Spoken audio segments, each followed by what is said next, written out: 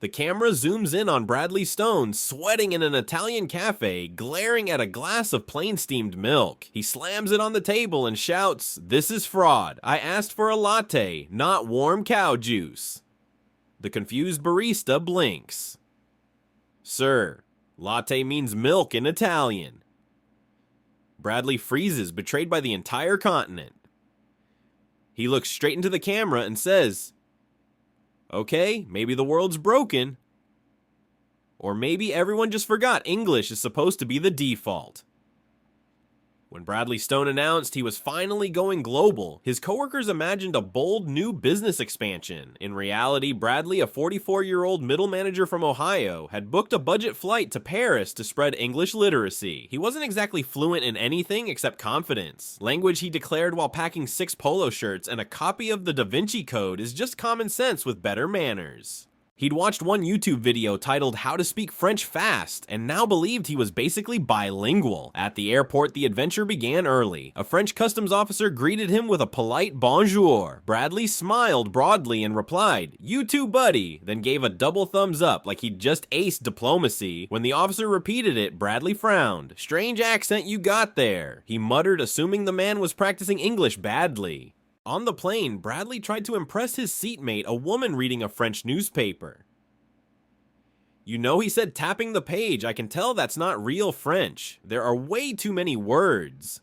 She blinked. "It's Le Monde," she replied. "Yeah," Bradley nodded knowingly. "That's what I thought, Le Fake News." When the flight attendant offered him Vin Rouge, he said, "No thanks. I'm not into weird stuff. Got any Bud Light?" By the time they landed, the entire row had silently agreed that Bradley represented America more accurately than the Statue of Liberty ever could. Paris dazzled him at first until he realized no one spoke English properly. He ordered coffee by shouting latte with the confidence of a man summoning room service. The barista brought him a glass of steamed milk. Outraged, Bradley raised it like a trophy of injustice. "They scammed me," I said. "Coffee latte," the barista shrugged. "C'est du lait." Bradley stormed out, muttering, "I knew it." French socialism. Later, he tried to ask for directions to the Eiffel Tower, but couldn't pronounce Tour Eiffel. He said Eiffel Tire. And when the passerby didn't understand, he sighed. Unbelievable. They build the thing and still can't pronounce it. Determined to connect culturally, Bradley visited a cafe and attempted small talk with locals. So he began, "How do you guys feel about freedom?" The table fell silent. "You know," he continued, "since we saved you in the war and all." One man calmly replied, "Monsieur, that was 80 years ago." Bradley laughed. "Exactly. You're welcome." When a waiter addressed him as Monsieur, he said, "No, I'm not religious, thanks." Later, while tipping coins onto the saucer, he complained, "They got monopoly money here. No wonder their economy's weird." After 3 days of linguistic failure, Bradley decided Europe needed him. They clearly want to learn English, but don't know where to start, he wrote on Facebook. "So I'll start a YouTube channel, English, for Europeans speak right sound smart." His first video was filmed outside the Louvre. Behind me is the famous Mona Lisa, which means woman laughing in Italian. "You're welcome." A group of tourists snickered. He assumed they were fans. Later, he misread entree on a menu and congratulated himself for finding the main course section, then complained when the waiter only brought appetizers. Next stop, Italy. Bradley arrived in Rome, ready to blend in. He approached a vendor and shouted "no spicy" while holding up his phone with Google Translate open. The vendor nodded and served him a mild pasta dish. Bradley looked disappointed. "You call this Italian food? Where's the meatballs? You guys know Olive Garden, right?" When a street musician played accordion near the Colosseum, Bradley dropped a dollar bill in the case and said, "Keep the change, amigo." The musician blinked. "That's Spanish." Bradley winked. "Close enough. It's all Latin, buddy."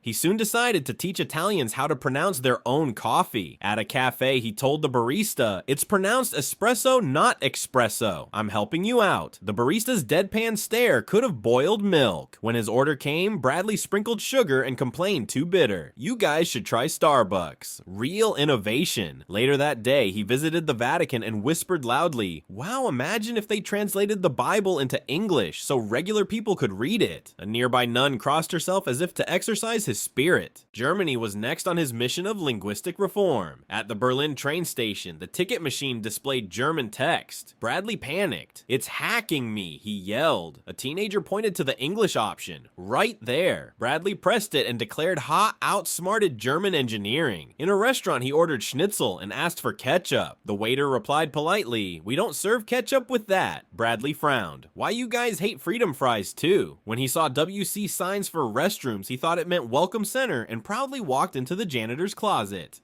In Munich, he joined a local beer hall conversation. "So what language do you speak here, German or European?" The table went quiet. Just wondering, he said, sipping his drink. "Because I noticed your words are kinda like English, but you know wrong." When someone asked where he was from, he puffed his chest. "America, land of the understandable alphabet." They nodded slowly, realizing he was beyond translation. Later, Bradley posted on social media, "German's nice, but grammar aggressive." In Spain, he tried to impress locals by rolling his R's like a lawnmower choking on gravel. At a restaurant, he proudly said, "Yo soy caliente," thinking it meant "I am hot from the sun." The waiter raised an eyebrow. Bradley winked. "Yeah, baby." When the whole staff laughed, he accused them of mocking tourists. Then noticing a soccer match on TV labeled football, he snorted. They spelled football wrong again. Someone should tell them. The waiter just said, "Senor, please leave." By the time Bradley reached Japan, he was convinced English should be declared global default. At his company's Tokyo branch, he began his presentation with baseball idioms. "Let's step up to the plate and knock this project out of the park." The room stared politely. He whispered to a colleague, "They're so focused. They really get it." Later at a sushi bar, he loudly asked for California rolls, the real stuff. When the chef politely said they didn't serve it, Bradley shook his head. "You guys should embrace authenticity." Tokyo humbled him further. His hotel TV showed Japanese subtitles. He complained to reception, "Your captions are broken. They're not in English." At a shrine, he shouted, "You guys are great at origami architecture." An elderly monk bowed silently. Bradley bowed back twice, then accidentally tipped him $10, saying for the service. When he saw school children practicing kanji, he said, "You know, if you just use the alphabet, you could save so much ink." The teacher's smile didn't reach her eyes. In Thailand, Bradley encountered the true limits of translation. At a street stall, he ordered noodles and yelled, "No spicy" again, believing volume improved clarity. When it still came spicy, he turned red and shouted, "What part of no spicy don't you understand?" The vendor smiled and said, "Yes, yes, spicy." Bradley nearly wept. Later, when shown a Buddhist temple, he asked, "So is this like their version of church camp?" The guide inhaled deeply, reconsidering humanity. Exhausted but undefeated, Bradley ended his trip in the UK certain he'd finally found people who speak right. Within minutes, he was confused. You call fries chips, and chips are crisps. Pick a lane at a pub. He asked for the restroom. The bartender said loo. Bradley blinked. "You mean bathroom, right? You guys still got indoor plumbing." When someone said cheers as a thank you, he raised his glass and shouted cheers back, nearly spilling beer everywhere. The bartender sighed. Another American exchange rate casualty.